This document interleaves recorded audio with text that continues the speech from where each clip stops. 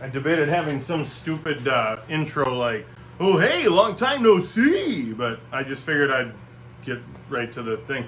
I just was dinking around with some apple boxes that I had to make for a customer and figured I would show, I guess, my kind of methodology to some patterns and stuff like that.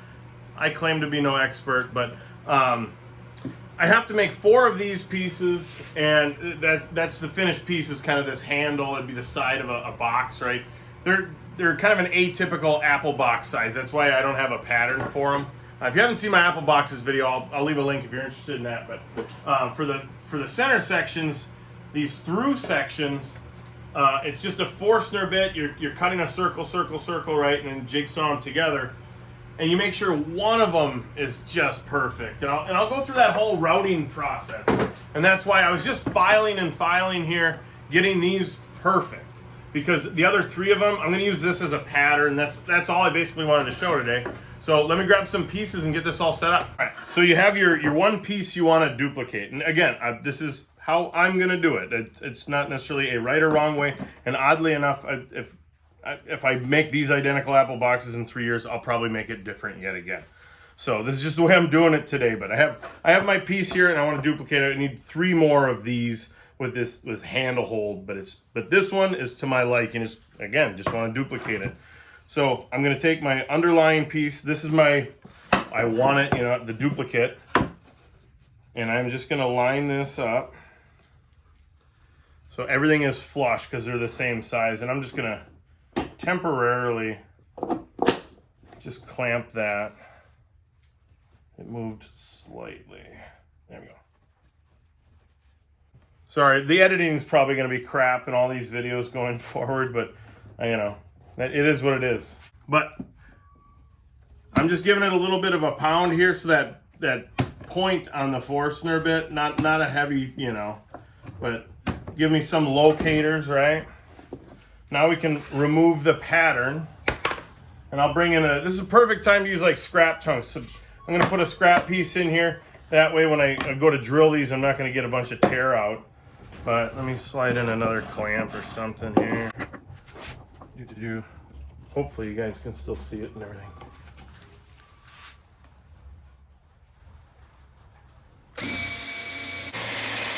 And no matter what, apparently my little tube thing said it powered off. Anyway, one thing I do is I let the drill spin up a fast RPM, and I lightly go in to break through that veneer layer. That tends to help out with mitigating any type of tear out or chipping or anything like that. But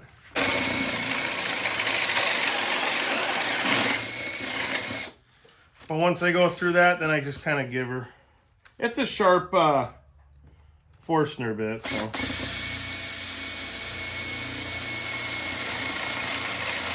Again, just break through that little veneer layer. And then you can kind of let it eat a little bit. I try to sense for the outgoing veneer layer. I'm not always like that one. I didn't catch it in time, but that one I did.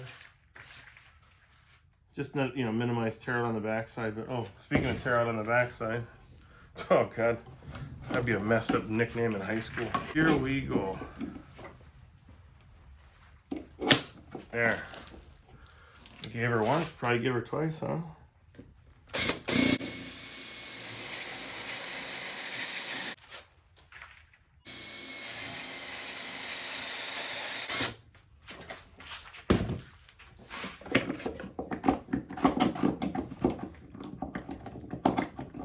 Oh, sure. Oh, sure. Oh, sure. Wily little guy. Let me grab a pencil.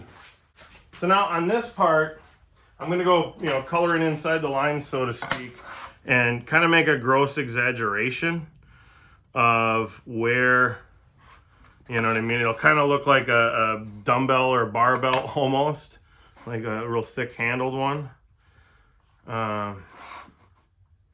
And that's just so that I'm giving a little bit of meat for that router bit to bring flush, right? So that we can kind of look like little, there you go. Oh, and before too long, that's never a bad idea. Because especially based on the 2 of them that I had to connect and cut the whole thing out. Yeah, you don't want to make too many of them. Then it's just a matter of zippity dude. And jigsaw out these guys here. But let's see how.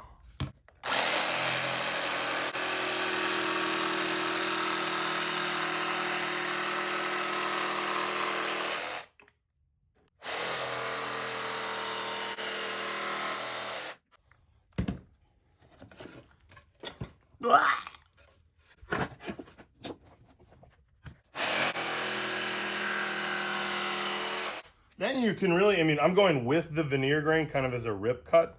So you can kind of give it, you're not going to worry about tear out.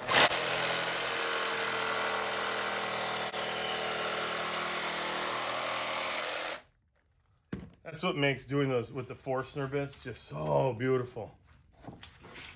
But yeah, so you're basically left with those extended, you know, we have the perfect radii and all that, you know, or what do you want to call it? Concentricity? I don't know. But now we want to bring in our big brother, right? And I'll show you the router bit in a second, but in this particular setup with the router bit that I'm using that I chose, I'm going to put the pattern on top. So let's see here. And I'm going to get one hand hold per. Can slide my guy in here.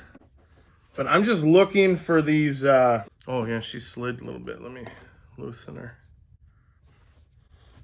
Again, you know, if this kind of video editing style isn't your thing, you know, it's probably going to be similar to this going forward. So this is the only way I would probably produce videos yet. I don't know. It's a long story, but either way, let's see here.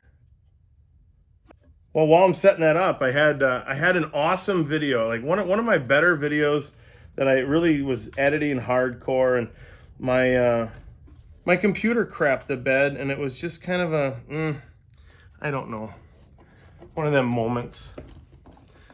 So I kind of lost the juju for editing, at least in detail, where you're sitting there at a console going and going and going. I'm more of a shop guy, so that's kind of the meat and potatoes of it. But back to it, this router bit. So there's a bearing. Let me see if I can zoom in here. The bearing right there is on top in this case, and then that cutter is the same exact diameter. So in case you're unfamiliar with pattern bits, it's something like so. And I have my depth stop set. Let's see here if I can do this upside down backwards. Just so that bearing rides right on my pattern on top. They make bottom mount ones, top mount. There's all, I mean, let's see here. I mean, there's bits where top and bottom bearing, you know, things like that. So this is, like I said, what I'm doing today and the kind of the setup I had going, and it worked out well. This is 1/2-inch Baltic birch.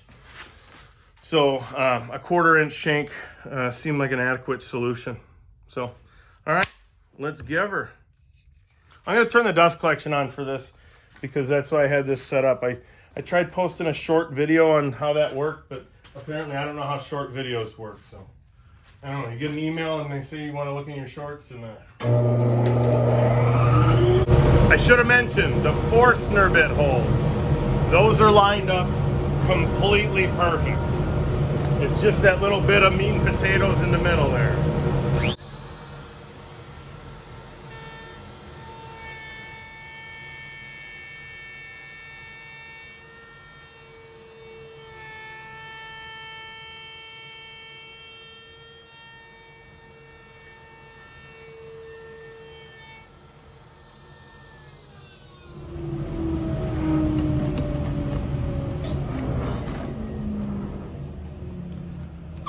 I could go do the other one because I have been sliding them off. It's a little wibble wobble, so I've been liking to flip them. But I more or less wanted to show that's our pattern. And let's see if I can't get a good angle or dangle here.